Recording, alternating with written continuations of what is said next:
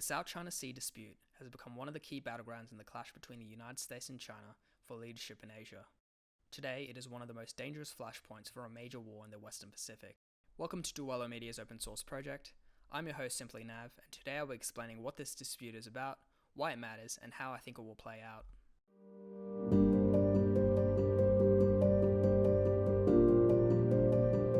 I find that the best way to understand this kind of dispute is to start with geography. The South China Sea is an immense body of water, coming in at 3.5 million square kilometers. To give you a sense of scale, that is larger than the landmass of India, and it is 13 times larger than all of China's current maritime territory and would increase China's total area by a third. It is bounded to the north by the Taiwan Strait, to the east by Taiwan and the Philippines, and to the south by the Southeast Asian archipelago. The weather here is tropical and it experiences monsoons regularly. The South China Sea is rich in marine life and is home to one-third of the world's marine biodiversity. It contains over 250 small islands, atolls and other features, most of which are uninhabited.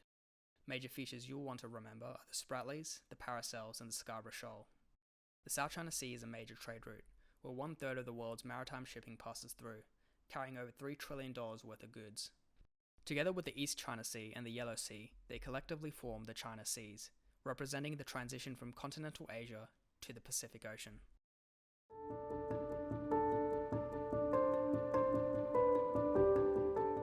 The South China Sea is bordered by China, Taiwan, the Philippines, Malaysia, Brunei, Singapore, Thailand, and Vietnam.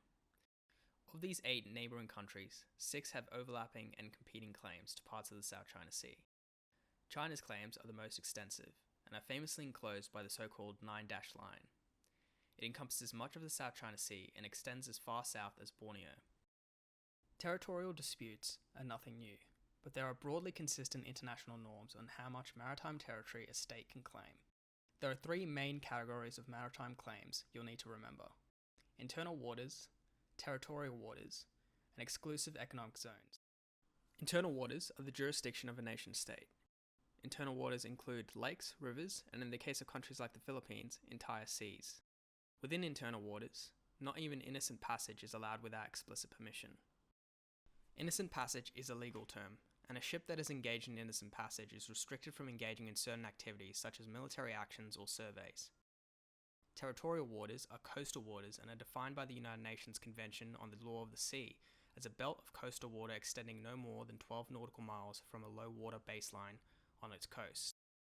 Territorial waters, like internal waters, are considered the sovereign territory of that state. Innocent passage is allowed, as is the transit of key straits. Importantly, this sovereignty includes both the airspace above and the seabed below. Finally, an exclusive economic zone is defined by the same UN convention as stretching no more than 200 nautical miles from the coastal baseline. Within its EEZ, a state has exclusive economic rights. This means any fishing or oil resources within it are its own to exploit. The state cannot prevent passage or loitering, and ships are not required to seek permission to operate there. While these are established norms in international law, they are not universally accepted. Territorial disputes along maritime borders are numerous, and claimants have often sought to either bend or break the rules to extend their own claims. One example is the lesser-known Aegean dispute that is currently raging between Greece and Turkey over the Aegean Sea. And if you thought such disputes didn't happen between allies, think again. The United States and Canada, 2 nations with a remarkably stable and peaceful border, have several unresolved maritime disputes, including over the Beaufort Sea, Dixon Entrance, and Northwest Passage. So what makes the South China Sea dispute special? Well, initially, there wasn't anything that extraordinary about it beyond the sheer number and diversity of claimants. The origins of the dispute can be traced all the way back to the Second World War, when various states began occupying features within the South China Sea. This included the Empire of Japan, which set up military outposts in the South China Sea from which to prosecute its war in the Pacific. With the Treaty of San Francisco, it was compelled to surrender these islands, but the treaty did not determine the status of the islands themselves. There were numerous ultimatums, confrontations, and skirmishes in the South China Sea over the following decades, but matters really came to a head 5 years ago. In July 2016, the Permanent Court of Arbitration, or PCA, ruled against China's territorial claims in the South China Sea.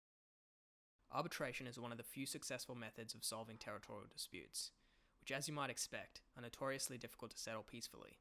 Unfortunately, arbitration does not work when parties refuse jurisdiction, and that's exactly what happened here. When the tribunal ruled against the PRC, China refused to recognize the tribunal and argued that the matter should be resolved through bilateral negotiation between the parties. What happened next turned what was a rather ordinary maritime dispute into something else. From 2015 onwards, China began to reinforce its claims in the South China Sea with steel and concrete. This involved a massive program to transform the reefs and atolls it occupied into artificial islands and military outposts. This dramatically shifted the balance of power in the region and set the tone for the evolving dispute. China used the superior basing options provided by the artificial islands to flood the disputed region with assets. Initially, China moved these assets, including advanced radar, missiles, and military aircraft, discreetly.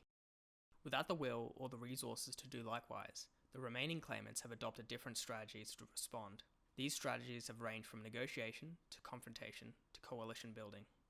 The dispute has since garnered the attention of the international community, and nations such as the United States, Australia, and India have become involved. What was a relatively unknown dispute has become a dangerous flashpoint in the emerging competition between China and the United States for leadership in Asia.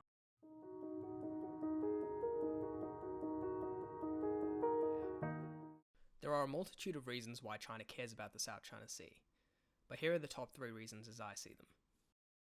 For Chinese policymakers, the most important reason for securing Chinese control of the South China Sea is breaking what is called the first island chain. You can learn a lot about a country by simply looking at a map. When looking at a map of Asia, you'll notice that China's coastline is lined with several island nations. In the north, we have Japan, further south we have Taiwan, then the Philippines, and finally the various Southeast Asian nations. This is what is referred to as the first island chain. Many of these nations are either allies or close partners of the United States, with nations such as Japan, Taiwan, and the Philippines maintaining military ties with the US.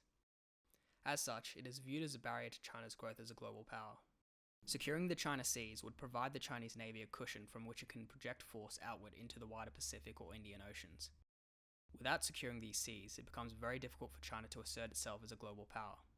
And without an ability to push out into the Pacific and threaten the US homeland, China would risk losing the initiative on day one of a war with America. Compare this with the view across the Pacific, where America has no real adversaries on either coast, with the notable exception of Cuba, and is free to project force all the way to the Western Pacific with relative impunity from bases in Hawaii, Guam, and Okinawa. The second major benefit for China is securing its own sea lines of communication while threatening those of its adversaries. Sea lines of communication are like arteries, and any nation with global commerce is necessarily dependent on these arteries. Many nations are dependent on international trade. You can get a feel for how dependent they are by looking at their trade to GDP ratio. This gives an indication of the importance of international trade relative to the economy of a country. China's dependency ratio is 37.8%, as at 2020, meaning that exports and imports are equivalent to more than a third of its economy. This ranks it as more dependent than the United States at 26.6%, but significantly less than some of its neighbours, such as the Philippines at 70.7% and South Korea at 80.8%. What this means is that in a nightmare scenario of total war where most global trade grinds to a halt, South Korea would suffer greater economic damage than China. And likewise, China would suffer greater damage than the United States. Complicating this further is the relative importance of seaborne trade. I won't go into too much detail here, but what you really need to know is that transporting goods via the sea is far less complicated and far more efficient than it is via land. Despite its trade dependency being lower than some of its neighbours, China is in effect cursed by its own geography. If a nation were to simply shut down the Straits of Malacca, a major portion of its seaborne trade would evaporate overnight. By pushing into the South China Sea and building airstrips in the face of its neighbours, China is trying to create the strategic space necessary to one day secure these vulnerable sea lanes and protect its push into the Pacific and Indian Oceans. Simultaneously, securing the South China Sea will allow China to intimidate and coerce its trade-dependent neighbours by threatening to cut off their access to the South China Sea. This could essentially nullify a country like South Korea overnight. In the case of Taiwan, securing the South China Sea could give China another tool to intimidate, coerce, or even invade that island. The third major benefit is resources. The South China Sea was estimated to have upwards of 11 billion barrels of oil reserves.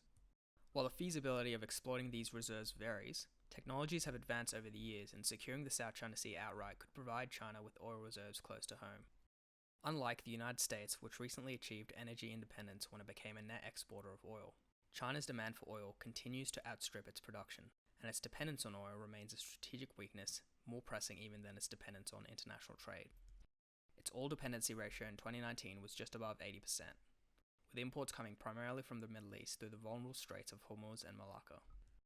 Though China has sought to expand overland supply lines for oil and gas from Russia, as with other commodities, it is far more efficient to ship oil than it is to pump it along miles of vulnerable pipelines. Other resources, such as fishing, are also extremely important, especially as outbreaks such as African swine fever have highlighted China's dependence on pork as a staple meat. Fish provides a steady source of protein that can supplement pork, chicken, and other staples for China's growing middle class.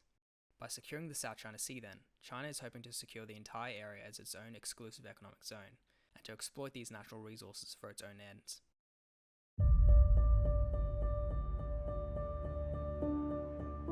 Despite not being a claimant in the dispute, the United States views the South China Sea primarily through the prism of its own confrontation with the People's Republic. Preventing China securing unfettered control of the South China Sea would provide the United States significant benefits. In the interest of brevity, I'm going to focus here on the top 3 as I see them. The first major reason America cares about this dispute is reassuring its friends and allies in the region.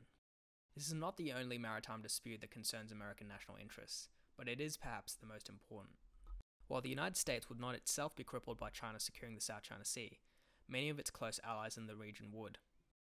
Failing to prevent Chinese control would risk China intimidating close allies such as South Korea, the Philippines, and Japan into either falling under China's leadership or at least maintaining neutrality in a conflict with the United States. Just imagine China made transit through the South China Sea conditional of support for any number of its own objectives, like isolating Taiwan or abandoning the US as an ally. It would change the balance of power overnight. Given the United States relies heavily on these countries to maintain a forward presence in the Western Pacific, losing the confidence of these allies and the basing rights that go with it could lead to the US being pushed east as far as Guam.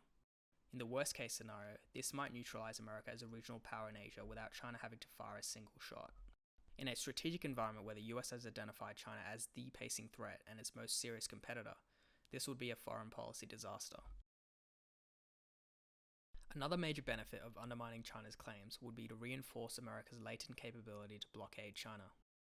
Due to its vulnerable geography, China is particularly susceptible to a naval blockade. Simply closing the Straits of Malacca and Hormuz to China-bound traffic would deal a near-crippling blow to China. Though this would be a huge escalation and almost certainly lead to war, America's Blue Water Navy and its large network of allies and bases gives it the capability to carry out this distant blockade, while keeping outside the range of China's dangerous missiles such as the DF-21. By also denying Chinese control of the South China Sea, the US would retain the riskier but more aggressive option of a close blockade. Using asymmetric options such as submarines, sea mines, and raiders, the US could confine China's navy and merchant marine to their ports. A close blockade would make it nearly impossible for China to prevail conventionally without the use of either nuclear weapons or an ability to strike the US homeland. On the other hand, if China were to secure the South China Sea uncontested, it could very feasibly launch missiles from its outposts at naval task groups in the archipelago or in the Indian Ocean. This would provide the PLA crucial breathing space to secure other wartime objectives, such as seizing Taiwan or neutralizing Japan and Australia. The final benefit for the US intervening in this dispute would be to arrest the decline of international norms. China is not the only revanchist state in the world, and is not even the only such state in the South China Sea dispute. Refusing to challenge its claims risks encouraging other rogue states from trying their own hand at Chinese-style salami slicing. A recent example is the heightening tensions between Turkey and Greece over the Aegean Sea, and it would not be implausible for Turkish forces to stage similar incremental advances against Greece. This is the main logic behind the freedom of navigation exercises. Though they don't permanently deny Chinese control of the South China Sea, they do convey a message that Chinese claims are not recognized under international law or by the international community. Deterrence is all about psychology, and if the regional states start perceiving the South China Sea as Chinese, then they will eventually cut a deal for what little they can. This plays to China's strength as the big boy in the schoolyard. As such, China has been careful to stress bilateral negotiations over multilateral dialogues, where its relative power would fade.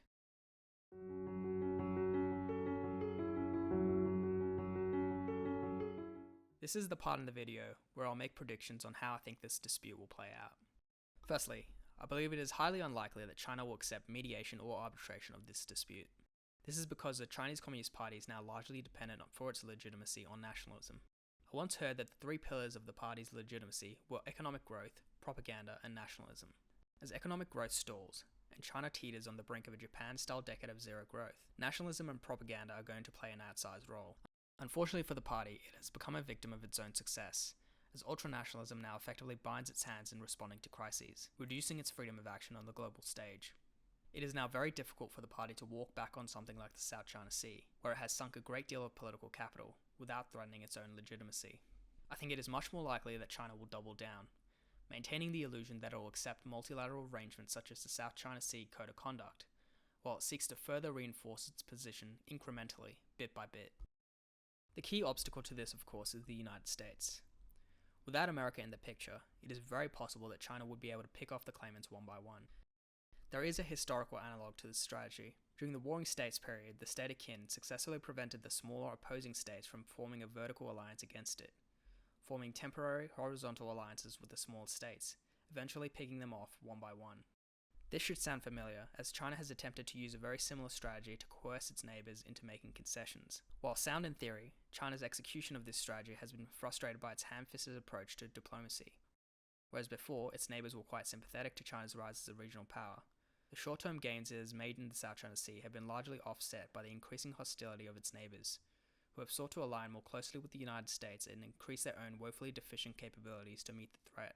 This is called balancing, and is exactly the type of vertical alliance China was trying to avoid. My second prediction is that the South China Sea will eventually devolve into a disputed area where the different claimants have varying gradations of control. Though the control China exerts over its own islands and reefs is far greater than those of the other claimants, it is unlikely that China will seek to seize territory with outright military force. This dispute will become a contest of wills, and China will expend ludicrous amounts of money and effort to attempt to push the other claimants out and claim their islands and features while avoiding any action that amounts to an act of war. This is what you might hear referred to as grey zone operations. In this respect, I have very little confidence in the ability of nations like the Philippines, Brunei, and Malaysia to resist. They have shifted back and forth too often, and their militaries are not adequately focused or equipped to challenge China without substantial support and prodding from the US and other partners. Vietnam, on the other hand, is a different story. It may well become the biggest thorn in China's side here, as it was once the most aggressive claimant in the South China Sea, has a reasonable level of focus on the dispute, and has a fractious relationship with China. Despite both being communist nations, China and Vietnam are not friends. China actually invaded Vietnam in 1979, claimed victory, called it a day, and left. The two regimes have never really seen eye to eye since, and despite what you might expect after the Vietnam War, the US and Vietnam today are suspiciously close.